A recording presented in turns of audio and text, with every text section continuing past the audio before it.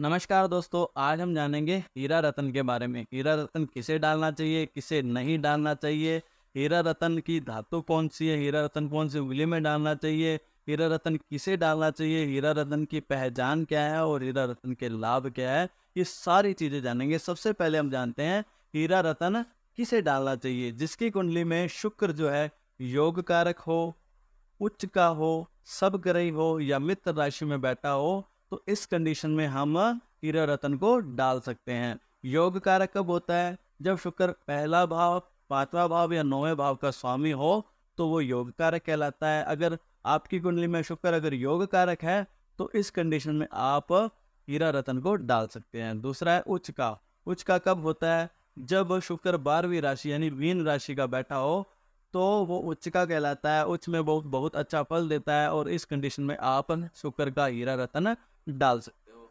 और तीसरा है स्वग्रही। स्वग्रही कब होता है? जब शुक्र दूसरी राशि यानी 7वीं राशि में बैठा हो। दूसरी राशि यानी कि वृषभ राशि, 7वीं राशि यानी कि तुला राशि। शुक्र वृषभ राशि का या तुला राशि का अगर आपकी कुंडली में बैठा है और शुभ का बैठा है तो इस कंडीशन में भी आप हीरा रतन को धारण कर सकते हो।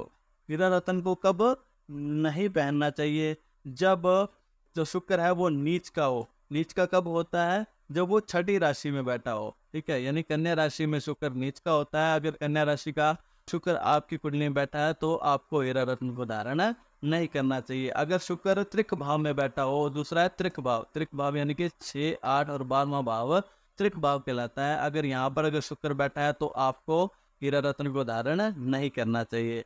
और तीसरा है अशुभ। अशुभ कब होता है? जब शुक्र पर पाप ग्रह की दृष्टि पड़ रही हो या शुक्र शत्रु राशि में बैठा हो। ठीक है, तो इस कंडीशन में भी आपको हीरा रत्न को धारण नहीं करना चाहिए। अब इसके बाद है हीरा रत्न को कौन सी धातु में धारण करना चाहिए। तो हीरा रत्न के लिए दो धातु बताएगी। ये धातु है सोना और चांदी। सोना और चांदी में आप हीरा रत्न को धारण कर सकते हैं। और उसके बाद है कौन सी उंगली में धारण करना चाहिए। तो इसके लिए मिडल फिंगर यानी कि मध्यमा उंगली को बताया गया। मध्यमा उंगली में आप हीरा रत्न को धारण कर सकते हैं। अगर पुरुष है तो राइट हैंड के उंगली में धारण करना है। अगर स्त्री है तो उसको लेफ्ट हैंड की उंगली में हीरा रत्न को धारण करना चाहिए और वो मिडल फिंगर यानी मध्यमा उंगली में धारण करना चाहिए। अब उसके बाद है हीरा रत्न किसे धारण करना चाहिए। धारण करने की यानी कि विधि क्या है।